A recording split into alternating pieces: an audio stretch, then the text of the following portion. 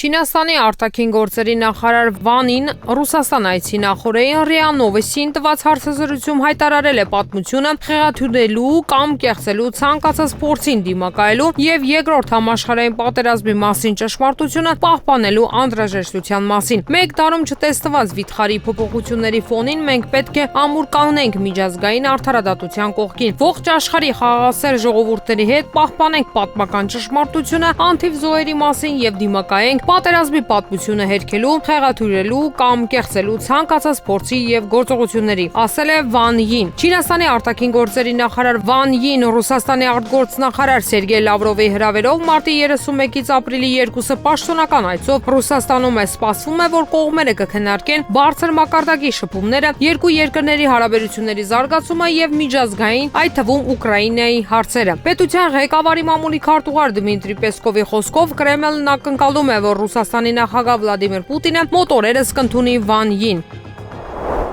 Ուկրաինայի նախկին նախագահ Պյոտր Պորոշենկոն ընդերքի գործարքն անվանել է վտանգ ինքնիշխանության համար եւ կոչ է արել Վլադիմիր Զելենսկին շտապ հանդիպել խորհրդարանական խմբակցությունների ղեկավարների հետ քննարկելու այն։ Նրա խոսքերը մեջբերում է Strana.ia հրատարակությունը։ Անկեղծորեն ոչ պրոֆեսիոնալ մոտեցումների պատճառով Ուկրաինան բաց թողեց հնարավորություն ամրագրելու այս համաձայնագրի պարամետրերը քաղաքական հուշագրի շրջանակներում, որին համաձայնել են գործընկերները, ասել է Պորոշենկոն։ Նախկին նախագահը նշել է, որ Վաշինգտոնի առաջարկը կարող է սպառնալիք հանդիսանալ Ուկրաինայի ինքնիշխանության եւ եվրոպական ինտեգրման համար։ Նա նշել է, որ Ուկրաինայում հակաամերիկյան հիստերիա է սկսվել, որը կարող է վնասակար լինել, քանի որ Կիևը կախված է ԱՄՆ-ի օգնությունից։ Երկուշաբթի օրը ԱՄՆ նախագահ Դոնալդ Թրամփը հայտարարել է, որ Զելենսկին շատ մեծ խնդիրների առաջ կկանգնի, եթե փորձի հրաժարվել հազվագյուտ հողային մետաղների վերաբերյալ գործարքից։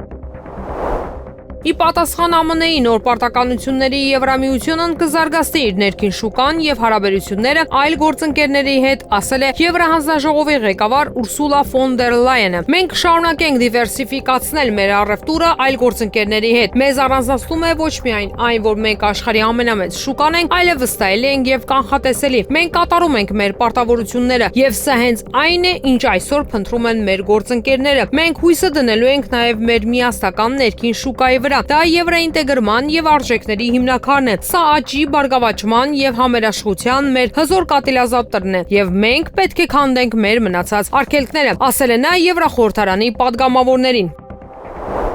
Առողջապահության համաշխարհային կազմակերպության գլխավոր տնօրեն Թեդրոս Ադհանոմ Գեբրեյեսուսը կոչ է արել անհապաղ դադարեցնել բուժաշխատողների վրա հարձակումները եւ վերահսկել հրադադարը Գազայի հատվածում։ Նա ափսոսանք է հայտնել անկլավում գտնվող շտապօգնության աշխատակիցների վրա հարձակումը, որի արդյունքում զոհվել են պաղեստինյան Կարմիր մահիկի ընկերության 8 բժիշկ։ Գազայում մահացու հարձակումը պաղեստինյան Կարմիր մահիկի շտապօգնության 8 աշխատակիցների վրա, երբ նրանք հերթապահում էին ողբալի է, գրել է առողջապահության համաշխարհային կազմակերպության գլխավոր տնօրենը X-ում։ Միջազգային մարդասիրական իրավունքի համաձայն բուժաշխատողները պետք է մշտապես պաշտպանված լինեն, ասել է Գեբրեյեսուսը։ Մենք սգում ենք մեր գործընկերների մահը եւ կոչ ենք անում անհապաղ դադարեցնել հարձակումները առողջապահության եւ հումանիտար աշխատողների վրա։ Վերականգնեք հրադադարը։ Գեբրեյեսուսն ընդգծել է, որ ԱՀԿ-ն նաեւ լրջորեն մտահոգված է շտապօգնության աշխատող Ասադ Ալ-Նասրայի բարեկեցությամբ։ Նա եղել է Ռաֆահ մեկնած բժշկական թիմերից մեկի կազմում եւ համարվում է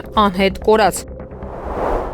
Երկուշաբթի օրը ԱՄՆ նախագահ Դոնալդ Թրամփը հայտարարել է, որ Զելենսկին շատ մեծ խնդիրների առաջ կկանգնի, եթե փորձի հրաժարվել հազվագյուտ հողային մետաղների վերաբերյալ գործարքից։ Լատվիայի արտաքին գործերի նախարար Բայբա Բրազենն ասել է, որ երկրի իշխանությունները չեն բացառում Ուկրաինա խաղաղապահ ուժեր ուղարկելու հնարավորությունը, սակայն առայժմ դա գաղտնի տեղեկատվություն է։ Մենք պատրաստ ենք Ուկրաինային տրամադրել երկարաժամկետ ռազմական օգնություն ՀՆ-ի առնվազն 0.25%-ի չափով ամեն տարի, ասել է նա իսպանական Pais թերթին տված հարցազրույցում։ Պատասխանելով հարցին, թե Լատվիան պատրաստ է Ուկրաինա զորքեր ուղարկել հիպոթետիկ խաղաղապահ առաքելության շրջանակներում, դիվանագետը նշել է. Մենք մեծ քանակությամբ սառեցված ռուսական ակտիվներ ունենք Եվրոպայում, պարզաբանել է նախարարը։ Նրա խոսքով իբր Ռուսաստանը պետք է վճարի Ուկրաինայի վերականգնման համար, Բրաժեին նաև հարցրել են, թե արդյոք այս տարի հնարավոր կլինի դադարեցնել հակամարտությունը։ Այո, բայց մենք իրատես ենք, պատասխանել է արտաքին գործերի նախարարի ղեկավարը։ Մյանմայում ավերիչ երկրաշարժի զոհերի թիվը գերազանցել է 2700-ը, հաղորդում է Չինաստանի կենտրոնական հեռուստատեսությունը վկայակոչելով որոնողափրկարարական աշխատանքների վայրի տվյալները։ Ինչպես նշվում է, մինչ օրս հայտնաբերվել է 2719 դիպ։ Ավելի վաղ Նայպիտավում Չինաստանի դեսպան Մացրյան հաստատել էր տարերային աղետի հետևանքով առնվազն 3 համաքաղաքացիների մահվան փաստը եւս 14-ը վիրավորվել էին։ Ինչպես հայտարարել է Չինաստանի նախագահ Սի Ցզինպինը, Պեկինը պատրաստ է աջակցել Մյանմայի տուժած շրջանների բնակիչներին հաղթահարելու աղետի հետևանքները եւ արագ վերակառուցելու իրենց տները։ Չինական կողմը խոստացել է նաեւ 100 միլիոն յուան, մոտ 13.8 միլիոն դոլար մարդասիրական օգնություն հատկացնել հարևան հանրապետությանը։ Ռուսաստանի Դաշնության նախագահ Վլադիմիր Պուտինը ապրիլի 1-ին օպերատիվ հանդիպում կանցկացնի անվտանգության խորհրդի մշտական անդամների հետ։ Այս մասին լրագրողների հետ ճեպազրույցում հայտնել է պետության ղեկավարի մամուլի քարտուղար Դմիտրի Պեսկովը։ Նրա խոսքով այսօր Ռուսաստանի Դաշնության նախագահն աշխատում է Կրեմլում։ Երևանի ժամանակով 16:00-ից հետո նա հանդիպում կունենա անվտանգության խորհրդի մշտական անդամների հետ։ Տեսակոնֆերանսը կունենա բաց ներածական մաս, նախագահը կուրվագծի թեման եւ կմեկնաբանի այն, ասել է Պեսկովը։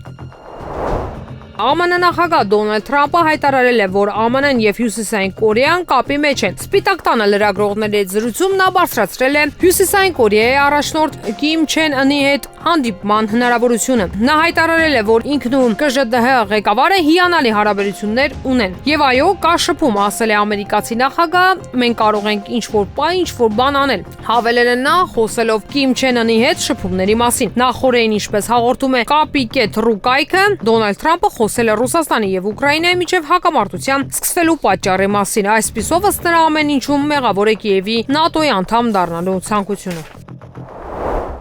Հարգելի հայրենակիցներ, ունեմ հստակ համոզմունք, որ քաղաքական գործընթացներում առանցքային դեր ունի քաղաքական պատասխանատվություն կրելու մշակույթը։ Անցած կիրակի Գյումրի քաղաքում իմ մասնակցությամբ, այսպես ասած, միջադեպերը համարում եմ ոչ վայել Հայաստանի Հանրապետության ազգային ժողովի падգամավորի վարքին։ Ազգային ժողովի падգամավորն իր առաքելությունում պարտավոր է չդրսևորել անհարկի վարքագիծ։ Ըստ այդմ բոլորիցդ հրապարակային հայցում եմ ներողություն եւ պաշտոնապես հայտարարում եմ, որ վայր եմ դնում ազգային ժողովի падգամավորի մանդատս։ Դիմումը այսօր սահմանված կարգով կհանձնեմ ազգային ժողովի աշխատակազմ։ Միաժամանակ հայտնում եմ, որ այս պահից սկսած ինքնաառաջադրվում եմ որպես քաղաքացիական պայմանագիր կուսակցության առաջիկա վարչության ընտրություններում վարչության անդամի թեկնածու քանզի ինձ համար միանշանակ է, որ մեր կուսակցությունը ունի լրջագույն առողջացման եւ կերպարանափոխման կարիք։ Ինչպես Սևակն է ասում, հանուն վաղվա ճշմարտության, թող որ լինեմ այսօր սխալ։ Եղեք զգոն, սառնասիրտ, հավասարակշիռ, ուժեղ, տոկուն, շնորհակալություն, ուշադրության համար հարգանքով ազգային ժողովի падգամավոր Վիլեն Գաբրիելյան։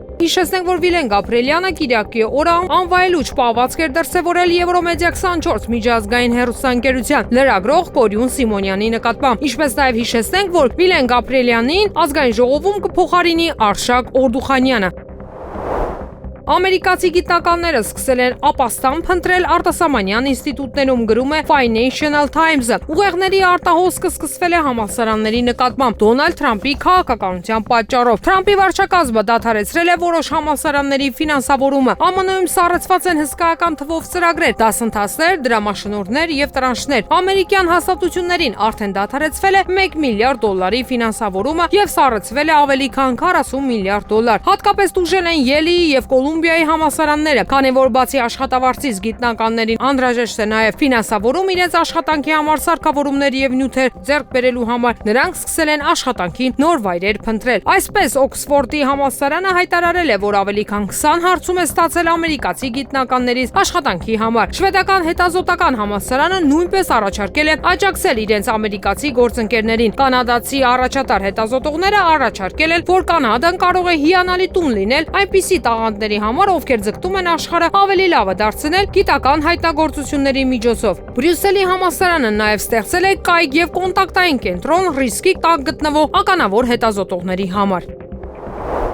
Ապրիլի 1-ի գիշերը Ռուսաստանի եւ Ուկրաինայի զինված ուժերը անօդաչու թռչող սարքերի միջոցով ոչ մի հարված չեն հասցրել միմյանց թիրախներին։ Սա շատ ամիսների ընթացքում առաջին խաղաղ գիշերն էր, հայտնել է Ուկրաինայի ապատեղեկատվության հակազդման կենտրոնի ղեկավար Անդրեյ Կովալենկոն։ Հարվածային ԱԹՍ-ներ չեն եղել, հետևում ենք, առայժմ դա ոչինչ չի նշանակում, գրել է Կովալենկոն։ ԱՄՆ կառավարության արդյունավետության դեպարտամենտը կարողացել է վերականգնել նախկինում ԱՄՆ խաղաղության ինստիտուտի կողմից ջնջված տվյալները։ Այս մասին X սոցիալական ցանցում խոսել է գերատեսչության ղեկավար Իլոն Մասկը։ Ցանկացած պետական գործակալություն ամենայն հավանականությամբ իր անվան հակառակ գործառույթն է իրականացում։ Նրանք խաղաղության ինստիտուտը ջնջել են 1 տերաբայթ տվյալներ թաքցնելու իրենց հանցագործությունները, բայց նրանք չեն հասկանում տեխնոլոգիան, ուստի մենք վերականգնել ենք ամեն ինչ, գրել է նա։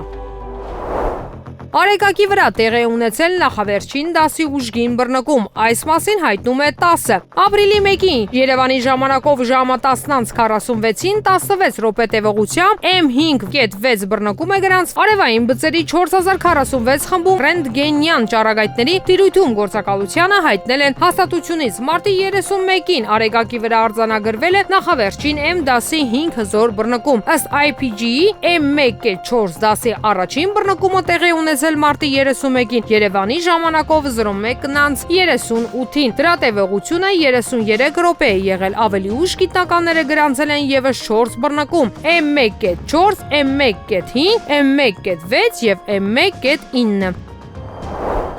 Բաքվում շարունակվում է Ռուբեն Վարդանյանի դեմ հարուցված շինծու գործերով հերթական դատական նիստը։ Նախորդ նիստը տեղի էր ունեցել մարտի 18-ին, որի ընթացքում 10-ից ավելի տուժողներ էին ցուցմունք տվել։ Հիշեցնենք, որ Արցախի ղեկավարների ու այլ պաշտոնյաների ընդհանուր 15 անձի նկատմամբ հարուցված շինծու գործերով դատական նիստը տեղի է ունենալու ապրիլի 3-ին։ Եվրոպացի քաղաքական գործիչները, այդ թվում Ֆրանսիայի նախագահ Էմանուել Մակրոնը, Մեծ Բրիտանիայի վարչապետ Կիր Սթարմերը եւ Ֆինլանդիայի նախագահ Ալեքսանդր Ստուբը տառապում են ռուսաֆոբիայից։ Այդ մասին Telegram-ի իր ալիքում հայտնել է Ռուսաստանի Դաշնության անվտանգության խորհրդի փոխնախագահ Դմիտրի Մեդվեդևը։ Ըստ նրա, ռուսաֆոբիան հոգեկան պաթոլոգիա է, որն առաջանում է Եվրոպայի կյանքի վրա Ռուսաստանի ազդեցության երկբևեռ աֆեկտիվ ուռճացումից։ Նա նշել է, որ այս վիճակն առաջանում է երկու փուլով՝ մոլագար եւ դեպրեսիվ։ Բուժումը սիմպտոմատիկ է։ Լավագույն թերապևտիկ ազդեցությունը նկատվում է ուժեղ հանգստացնող միջոցների ժամանակ, ինչպիսիք են կալիբրը, օնիքսը, իսկանդերը եւ օրեշնիկ հզոր հանգստացնող դեղամիջոցների համակցված օգտագործումը, ասել է Մեդվեդևը։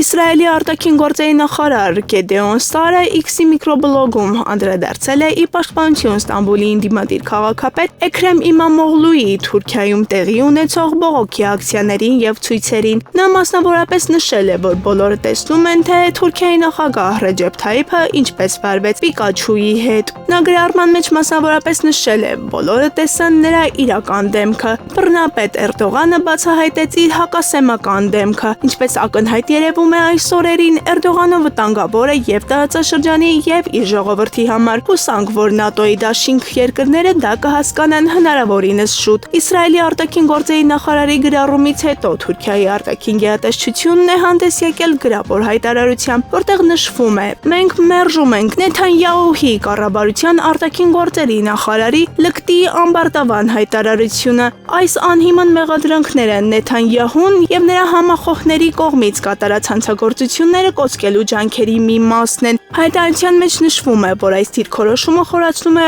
անհանգստությունն առ այն, որ Իսրայելը կարագացնի Գազայում իրագործված ցեղասպանությունը եւ կակտիվացնի իր գործունեությունը տարածաշրջանի մյուս երկրների ապակայունացնելուն ուղղված իր գործողությունները։ Նաեւ ընդգծվել է, որ Թուրքիան կշարունակի կանգնել Իսրայելի թիրախում գտնվող քաղաքացիների կողքին եւ պաշտպանել նրանց իրավունքները։ Իրար հաջորդող հայտարարություններից հետո Իսրայելի արտաքին գործերի նախարարությունն է մեջբերել Թուրքիայի ԱԳՆ-ի հայտարարությունը եւ գրել. ինչն էր անհանգստացնում Թուրքիայի ԱԳՆ-ին։ Ահա բռնապետի խոսքերը պարզաբանելու մի եղանակ։ Հստակեցրեք, որ Էրդողանը հակասեմիստ չէ, որ նա հրեական պետության հանդեպ մոլեգին ատելություն չի տածում։ Բոլորին է հայտնի, թե Էրդողանն ինչ է արել տարածաշրջանի ազգերին ու ժողովուրդներին Կիպրոսից մինչև Սիրիա։ Բոլորը տեսնում են, թե ինչ է նա անում իր ժողովրդի հետ եւ բոլորը գիտեն, թե ինչ են ուզում անել հրեական պետության հետ։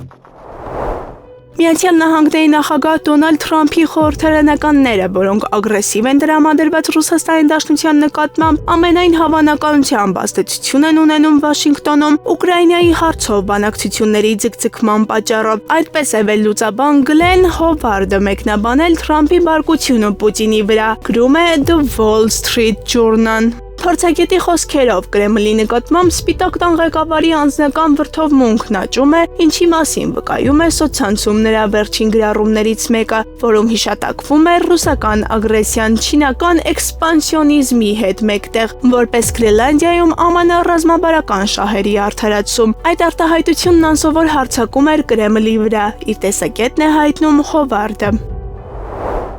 Կիևն արևմտյան երկրներից վճռական պատասխան է ակնկալում երկրի տարածքում ռազմական անօդաչու թռչող սարքերի գրեթե ամենօրյա հարձակումներին ի պատասխան, հայտարարել է Ուկրաինայի նախագահ Վլադիմիր Զելենսկին։ Մեր գործընկերները պետք է հասկանան, որ ռուսական այդ հարվածները ոչ միայն մեր ժողովրդի դեմ են, այլև բոլոր միջազգային դիվանագիտական ջանքերի, որոնք ուղղված են այս պատերազմի դադարեցմանը, ասել է Զելենսկին իր գիշերային տեսաուղերձում, նշելով, որ մեկ գիշերվա ընթացքում Ուկրաինայի վրա հարձակվել է 172 անօդաչու թռչող սարք։ Մենք պատրաստ ենք պատասխանի, լուրջ պատասխանի, մենք աշխատում ենք ուժեղ արձագանք ապահովելու ուղղությամբ, հատկապես Ամերիկայի, Եվրոպայի կողմից նաև բոլոր նրանց, ովքեր ապավինում են դիվանագիտությանը, հավելել է Ուկրաինայի ղեկավարը։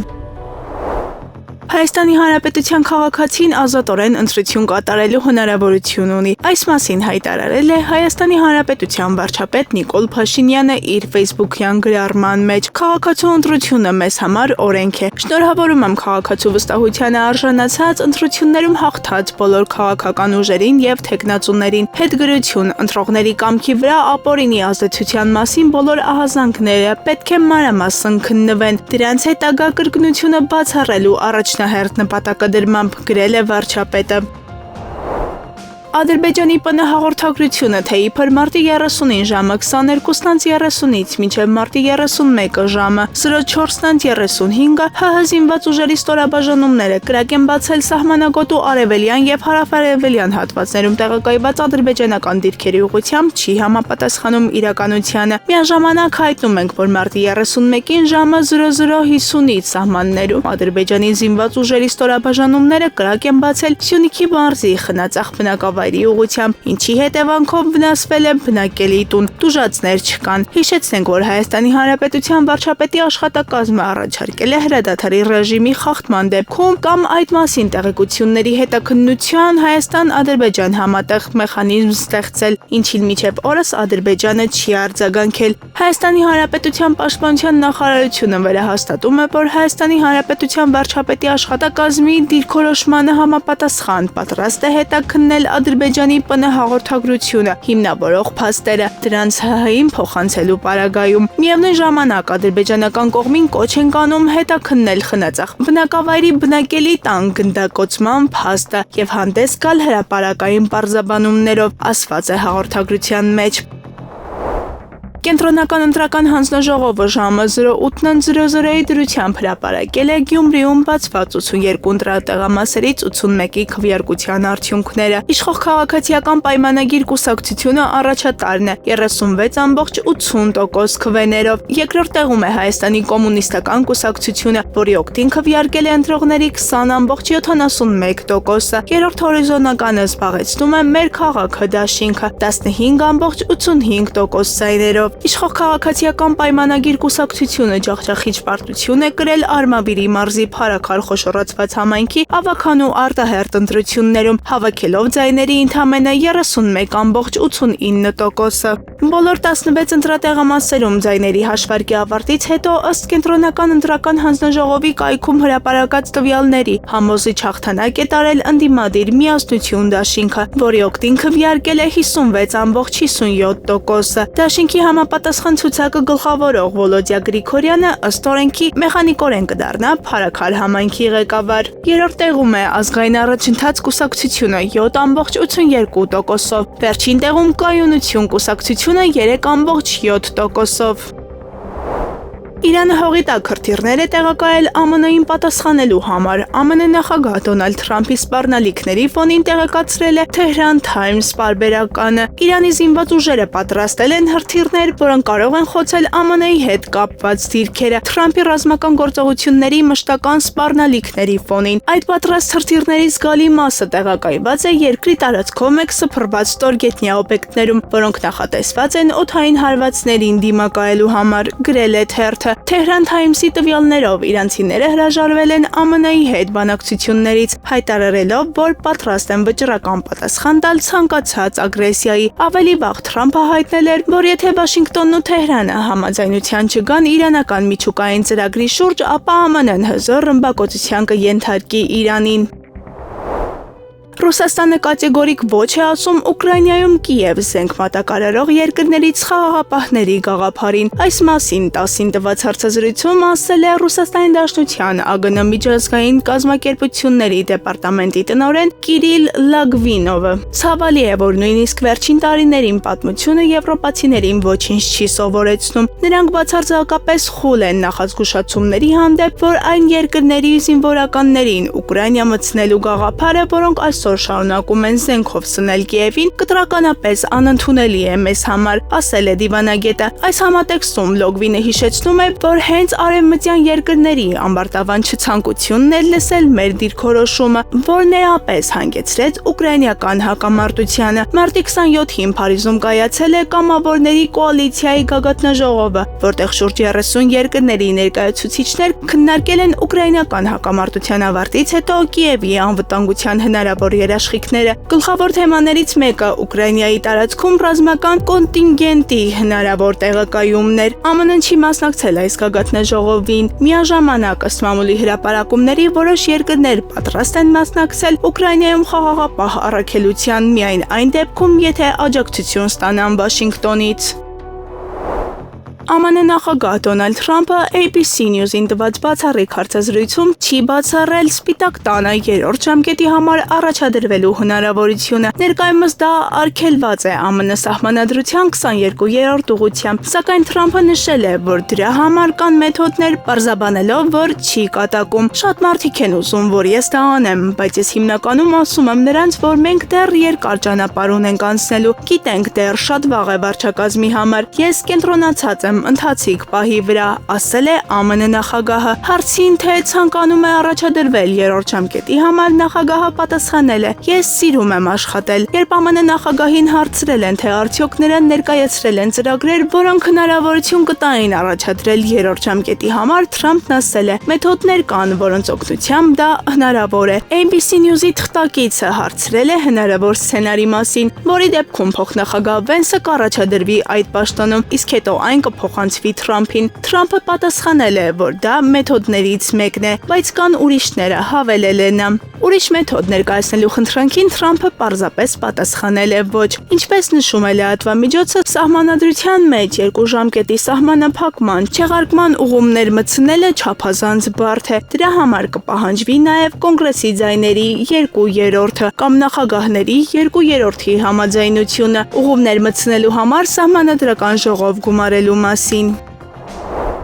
Գերմանիայի կանցլեր Օլաֆ Շոլցը աջակցել է Կանադային Դոնալդ Թրամփի հետ առճակատման հարցում մաքսային սակագների եւ այլ հայտարարությունների ֆոնին։ Այս երկիրը պետք է դառնա ԱՄՆ նոր նահանգ, այս մասին հաղորդում է Bloomberg-ը։ Կանադան հպարտ անկախ երկիր է, մենք ձեր կողքին ենք, ասել է Շոլցը արարողության ժամանակ։ Ավելի լայն անհամաձայնություն հայտնելով ԱՄՆ քաղաքականության հետ, Շոլցը քննադատել է այն սակագները, որոնք Թրամփի վարչակազմը նախատեսում է սահմանել Եվրոպայի դեմ։ Նման քայլերը կհանգեցնեն պատասխան միջոցների եւ կվատարեցնեն երկու կողմերի վիճակը։ Դրա համար ես ԱՄՆ-ին ասում եմ, համագործակցությունը մնում է Եվրոպայի նպատակը, բայց եթե ԱՄՆ-ն մեզ ընտրություն չթողնի, մենք որպես Եվրամիություն կարձագանքենք որպես մեկ ամբողջություն, ընդգծել է Գերմանիայի կանցլերը։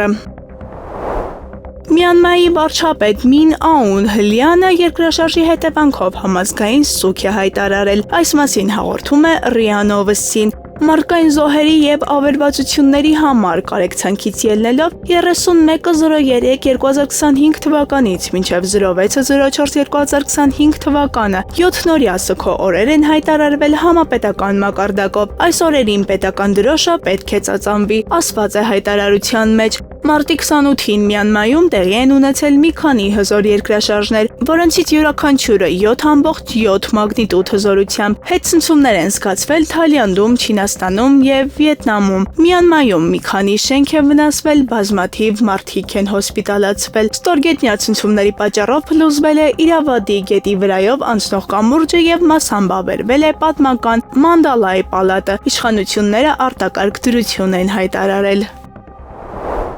Բալթյան երկրների պաշտպանության նախարարները նախազգուշացրել են, որ Ուկրաինայում հրադադարը զգալիորեն կմեծացնի իրենց տարածաշրջանի անվտանգության սպառնալիքները, գրում է Financial Times-ը։ Ըստ ՍԼՄ-ի Էստոնիան, Լիտվան եւ Լատվիան մտահոգված են, որ Մոսկվան կանգ չի առնի Ուկրաինայում, եթե Թրամփի վարչակազմը ստորագրի հրադադարի մասին համաձայնագիր։ Մերձբալթյան երկրները նշում են, որ Կրեմլն արդեն նախազգուշացրել է ռազմական արտադրություններ ավելացնելու եւ իրենց սահմանների երկայնքով լրացուցիչ զորքեր տեղակայելու ծրագրերը։ Մենք բոլորս հասկանում ենք, որ երբ պատերազմն Ուկրաինայում ավարտվի, Ռուսաստանը շատ արագ կվերաբաշխի իր ուժերը։ Դա նաև նշանակում է, որ սպառնալիքի մակարդակը զգալիորեն կբարձրանա։ Financial Times-ին ասել է Էստոնիայի պաշտպանության նախարարը։ Իր հերթին նրա լիտվացի գործընկեր Դովիլե Շակալենեն նման հայտարարություն է արել Միացյալ Թագավորությունում այս շաբաթվա սկզբին։ Եկեք ինքներս մեզ չխաբենք, թե Ռուսաստանը պատրաստվում է վերջացնել Ուկրաինայի հետ։ Ռուսաստանը հրադադարից հետո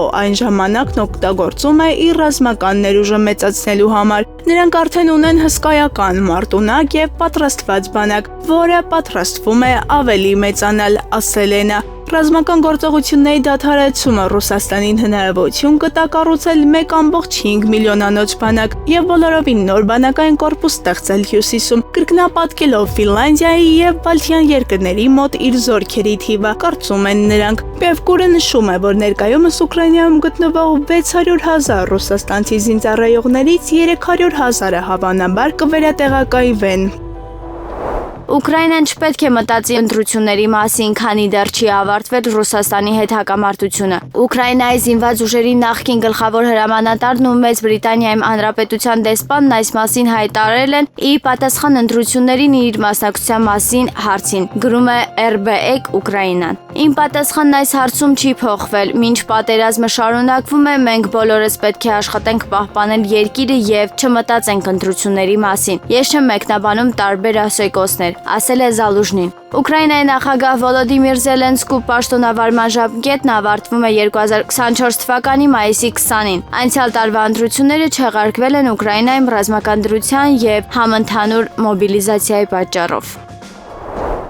ՀՀ նախկին մարդու իրավունքների պաշտպան Արման Թաթոյանը գնահատել է Գյումրիում եւ Փարաքարում տեղի ունեցած ավականու ընտրությունների արդյունքները, նշելով, որ դրանք արտացոլում են հասարակության իրավական վերաբերմունքը Հայաստանի քաղաքական իշխանության նկատմամբ։ Այս ընտրությունները պարզ ցույց են տալիս, որ ավականու ընտրությունները միայն համայնքային չեն, այն դարձել են ազգային արժեքների ու պետականության պահպանման պայքար, գրել է Թաթոյանը։ Թաթոյանը անդրադարձել է Գյումրիի նախընտրական պայքարին, խստորեն քննադատելով իշխող ուժերի ներկայացուցիչների հայտարարությունները։ Արցախն արատավորելը, մեր հերոսների նվիրական պայքարն ու սխրանքները ոտնտակ տալը դարձավ քարոզարշավի առանցքային հարցերից մեկը, բայց գյումրեցիների արժանապատիվ հակազդեցության շնորհիվ այս մտածողությունը չընդունվեց, նշել է Թաթոյանը։ Թաթոյանը իշխանություններին մեղադրել է հասարակության մեջ ատելության սերմանելու համար։ ԿՊ իշխանությունն իր դիրքերն ամրապնդում է պառակտման, մարդկանց իրար դեմ հանելու եւ քաոսի միջոցով, արժանապատվությունը վիրավորելը, մարդուն հրապարակային ստորացնելը նրանց գործելավոճի մասին է, գրել է նա։ Թաթոյանը կարծում է, որ Գյումրիի եւ Փարաքարի ընտրությունները հստակ ազդակ էին իշխանություններին։ Հայ ժողովուրդը շարունակում է պայքարել ազգային արժեքների համերաշխության եւ ինքնության պահպանման համար։ Սա է այսօրվա պայքարի առանցքը, եզրափակել է Արման Թաթոյանը։ Իսկ այժմ եղանակի մասին Երևանում ապրիլի 1-ից 3-ը սպասվում է առանց ստեղումների եղանակ։ Ապրիլի 2-ի 3-ին օրվա ընթացքում սպասվում է կարճատև անձրև, 6-ի գիշերը նաև ամպրոպ։ Մարզերում ապրիլի 1-ից 3-ը սպասվում է առանց ստեղումների եղանակ։ Ապրիլի 2-ին շրջանների մեծ մասում սպասվում է կարճատև անձրև, ապրիլի 3-ին նաև ամպրոպ։ Օդի ջերմաստիճանն ապրիլի 1-ից 3-ը կբարձրանա 2-ից 3 աստիճանով, 2-ին նույնքանով կնվազի։